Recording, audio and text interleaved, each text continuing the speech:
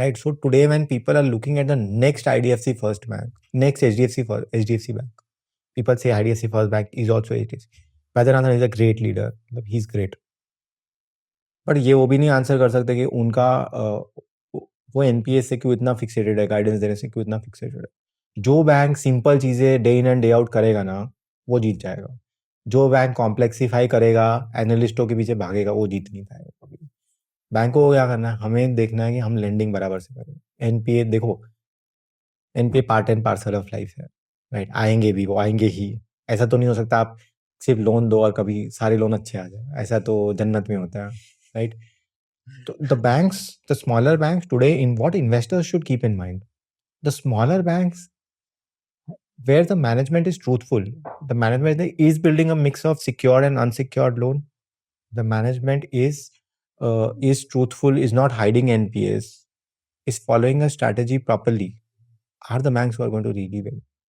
I give an example of CSB Bank, Catholic Syrian Bank करके है, वो south की बैंक है, वो बहुत टाइम से साउथ में चल रही है।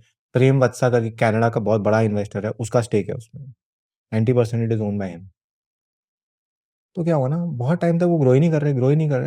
वो एक बंदे को लेके आया जिसका नाम है Pralay Mondal. Pralay Mondal is the CEO of CSB bank.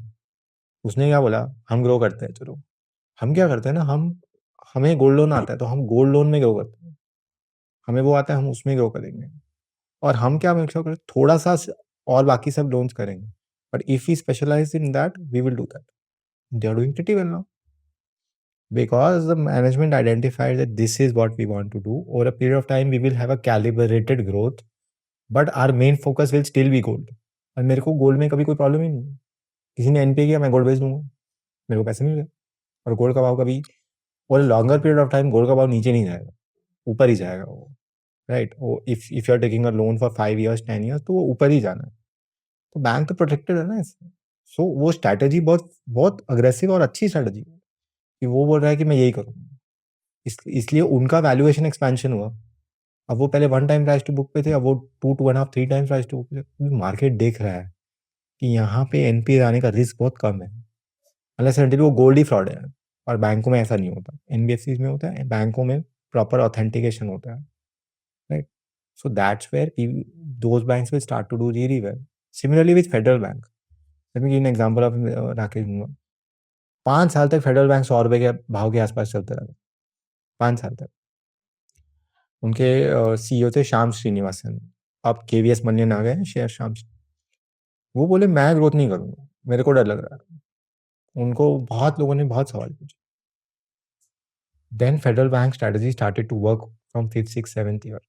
They are also very aggressive in gold loans. Their strategy started to work. Stock doubled out within a period of 3 months, and from 100 it is now at about 190 200 rupees. So it takes time to develop, but once you develop it, you will realize that within a period of 3 to 6 months your returns are there. Similarly will happen with HDFC Bank, right? The management is doing all the right things, right? तो वो perspective है। And these are 3-4 points. इसके अलावा जो कोई point है ना, वो कोई और पॉइंट है ही नहीं इस पूरे वर्ल्ड में। I have talk to every analyst out there in banking. Top में top ICICI true mutual fund के बैंकिंग एनालिस्ट, सब म्यूचुअल फंड के एनालिस्ट से लेके ब्रोकर से एनालिस्ट से लेके टीवी चैनल्स के एनालिस्ट से लेके मैं सबसे बात कर चुका हूँ। At the end of the day what I realise is कुछ मैटर नहीं करता, कुछ भी मैटर नहीं करता। वो बंदा कैसे लीड कर रहा है बैंक को, बैंक की स्ट्रेटजी क्या है, और एनपीएस कंट्रोल कर पा रहे हैं कि नहीं। अगर ये कर लिया ना, तो इंडिया की मार्केट का 40% बहुत अच्छा रिटर्न दे सकता है। And mind you this year banks, large banks are leading the market higher. The small and mid caps उनकी बुचरिंग हो रही है, larger banks are leading higher. HDFC, ICICI, Axis, Kotak, they are doing pretty well, right? तो ऐसा ही हो, that's where the juice is. But लोगों को ऐसा लगता है कि कॉम्प्लेक्स चीज़ें कर लेते हैं। NIM क्या होता है, NIM क्या होता है। मेरे को किसी ने बताया कोटक का NIM after 12 years of tracking Kotak, मेरे को किसी ने बताया कोटक का NIM 5% है। मैंने बोला मुझे पता ही नहीं है, फर्क ही नहीं पड़ता। मेरा दाव तो कोटक पे लगा हुआ है, उदय कोटक पे लगा हुआ है, उससे मैटर नहीं करता, वो देखेगा जो देखना उसको। तो दैट्स हाउ इट इज है ना। For many many years I went on the Kotak call just to hear Uday Kotak, because the learnings, कोई बंदा अगर आपको कॉल के थ्रू कुछ सिखा के चला जाता है ना, वो बंदे में टैलेंट है। वो बंदा उदय कोटक इसलिए बना है, वो बंदे के अंदर टैलेंट है, एंड दैट्स व्हाई कुछ उसके पास कुछ नहीं था। So how he started is, कुछ नहीं था उसके पास। 5-7 लोग साथ में मिले एंड उसने वहां से लर्निंग शुरू किया। उसके पास इंटेंट थी, सही चीजें, सही तरीके से लर्निंग आता था, तो वो पहुंच गया। That's the perspective. What's his story? How did he start Kotak Bank? So कैसे Kotak was an NBFC. Kotak was an NBFC and Uday Kotak को लेंडिंग का बहुत शौक था, ठीक है।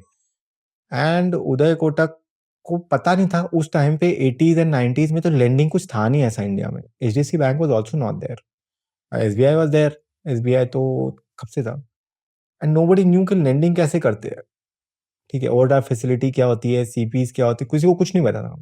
तो उदय कोटक ने आरबीआई के पास जाके कंसल्टेशन किया। उदय कोटक को हमेशा ये रहता है कि मैं लॉ नहीं तोड़ूंगा, लॉ के अंदर ही काम करूंगा हमेशा। कंसल्टेशन किया और एक एनबीएफसी बनाई। वो एनबीएफसी बनाई उन्होंने, 4-5 लोग थे। केवीएस मनियन जो मैंने बताया ना, फेडरल के सीईओ है, वो उदय कोटक की टीम के हैं। उदय कोटक की जो अंदर की टीम है ना, वो अभी भी है इतने सालों के बाद उदय कोटक के साथ। तो वो लोग चलते रहे। एनबीएफसी बनी 2001 में, उनको लाइसेंस मिला बैंक का। 2001 या 2003 में मिला। 2008 तक Uday Kotak was nowhere. Crisis आया तब तक उदय कोटक कुछ भी नहीं थे। फिर उदय कोटक ने दिमाग लगाया 2008 में, है ना, 2008 नहीं 2011 में एक डीरेगुलेशन आया करंट अकाउंट सेविंग अकाउंट के इंटरेस्ट रेट के ऊपर। पहले कैसा था ना, आरबीआई ने मैंडेट किया था कि 3.5-4% ही आपको देना है, सबको देना है। अब बड़े बैंक भी वो देंगे, छोटे बैंक भी वो देंगे। छोटे बैंक रो कैसे करेंगे, सब बोले बड़े बैंक में देता हूँ मैं। तो आरबीआई ने 2011 में क्या किया, डीरेगुलेशन कर दिया। आरबीआई ने बोला आपको जो इंटरेस्ट रेट देना है दो, वो आपके मॉडल के ऊपर। तो उदय कोटक ने क्या दिमाग लगाया, ये जो अभी ये लोग जो सब कर रहे हैं ना, वो उदय कोटक का दिमाग है। उदय कोटक ने क्या बोला, मैं आपको 6% इंटरेस्ट दूंगा, अब मेरे पास आओ। तो वहां से ये हायर इंटरेस्ट रेट का जो कॉन्सेप्ट है ना, वो ये जो अब नए बैंक्स दे रहे हैं, वो वहां से शुरू हुआ था। तो 2011 में जब ये हुआ ना, तो उदय कोटक का फ्रेंचाइज डेवलप होना शुरू हो गया। लोग उनके पास आए to that extent that today he is giving 3% interest rate. Now he has got 4.5-5 lakh crore of deposits. अब उसको नहीं चाहिए डिपॉजिट। तो उसने वो दिमाग लगाया और उसने दूसरी जगह क्या किया, उसने अपने एनपीएस को कंट्रोल किया। तो उससे क्या हुआ ना, उसका जो ये 2011 से लेकर 2018-19 तक का फेज था, वहां पे Kotak, HDFC bank were the only two banks which were doing really well. Axis was out, ICICI was out, yes to some extent was doing well, but yes का पता था कि क्या हो रहा है, right? And SBI तो was riddled in NPAs because of corporate lending. तो these were the only two banks and उनके लिए फील्ड क्लियर था, क्योंकि बाकी सारे बैंक के पैसे ही नहीं थे। ये लैंड कर रहे थे अपने आप चूज करके। कोटक क्या था, मैं तो चूज करूंगा भाई किसको लैंड करूंगा। आप देखोगे ना, कभी भी एनपीएस होते हैं ना, एनपीए में लेंडरों का नाम आएगा ना, कभी भी आप देखोगे कोटक का नाम नहीं आता, बहुत कम जगहों पे आएगा। Even Vodafone Idea, Kotak has no exposure to them. तो वो लोग सोच समझ के स्क्रूटिनाइज करके लोन देते हैं। सो 2011 से लेकर 2018 तक उदय कोटक ने अपना नाम बना लिया।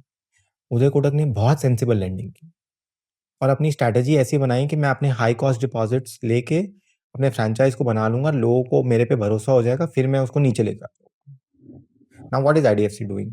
अब आईडीएफसी क्या कहता है, बैंक जो है ना, क्वार्टरली सेविंग्स अकाउंट पे क्वार्टरली इंटरेस्ट देते हैं। आईडीएफसी क्या बोला, मैं मंथली दूंगा, आप मेरे पास आओ, आप मेरे पास आओ। तो इससे क्या होता है ना, इससे एनपीएस बढ़ जाते हैं, क्योंकि उसका कॉस्ट ऑफ फंड 7.5% है उधर, राइट। तो वो स्ट्रेटेजी को अप्लाई करके ग्रो करने की कोशिश कर, he could be successful for a period of time, but it will be like this. क्यों? क्योंकि अब सब लोग फील्ड में है। पहले क्या था, एचडीएफसी और कोटक की थे, अब सब लोग हैं। अब आईसीआईसीआई भी है, एचडीएफसी भी है, एसबीआई भी है, और फेडरल भी है, और एक्सवाईजेड भी है, एनबीएफसी भी है, सब है। सो 2010 से लेके 2018-19 तक का जो फेज था, वहां पे कंपटीशन बहुत कम था, अब कंपटीशन बहुत ज्यादा है। तो बैंकों को बहुत केयरफुल रहना होगा and sensible lending. If you learned something new from this video, do share it with your friends and subscribe to this channel so that we can bring you the best content possible. Also, if you want to watch this entire episode, click on the link in the description box and you can go to Kushal Lodha YouTube channel and watch the entire podcast episode. Thank you so much for watching this and have an amazing day.